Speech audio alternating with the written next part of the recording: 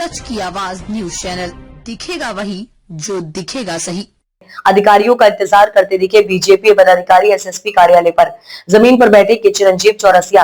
BJP पिछड़ा मोर्चा प्रदेश उपाध्यक्ष चिरंजीव Chaurasia UP राज्य पिछड़ा आयोग के सदस्य भी हैं।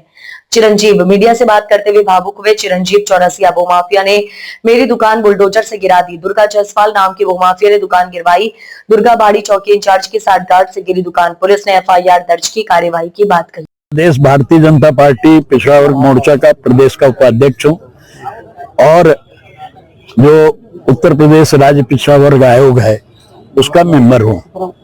मैं और मेरा छोटा भाई काफी दिनों से वर्ष 1980 से अपने हजारीपुर में किराए की दुकान में मैं कार्य कर रहा था। जो मुझे गायत्री देवी ने किराए पे दिया था।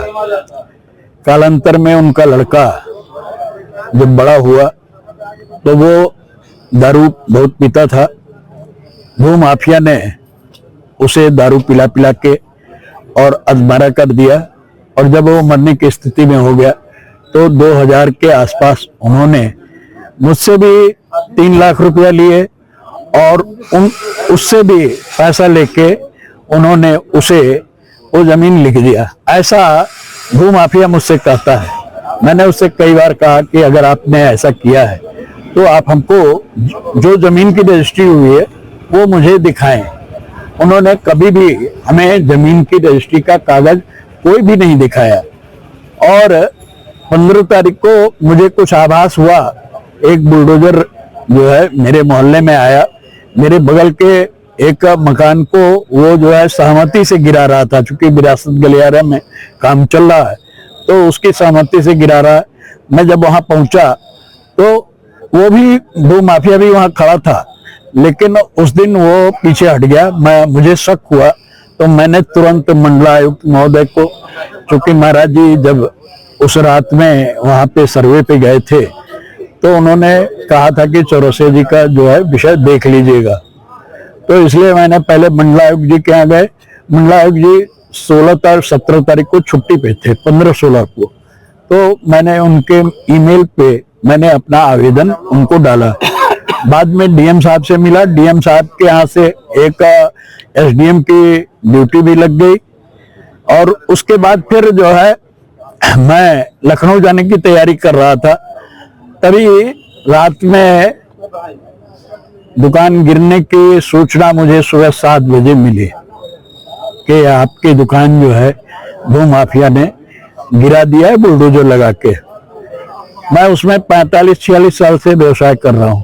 मुझसे कभी भी कोई बात न तो भूमाफिया से हुई, ना हमारे जो गायत्री देवी थी वो या उनके लड़के या उनकी बहू, किसी से हमारा कभी कोई एक बार कहीं कोई बात नहीं हुई, कहीं झगड़ा नहीं हुआ, कहीं विवाद नहीं हुआ।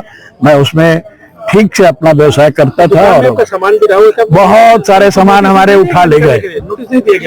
कोई मैं बता तो रहा हूँ कि बुलडोजर रात में प्राइवेट बुलडोजर लाया गया और उसको भूमाफिया ने उसको गिरवा दिया। और श्री दुर्गा प्रसाद जायसवाल जो है उन्होंने ऐसा किया।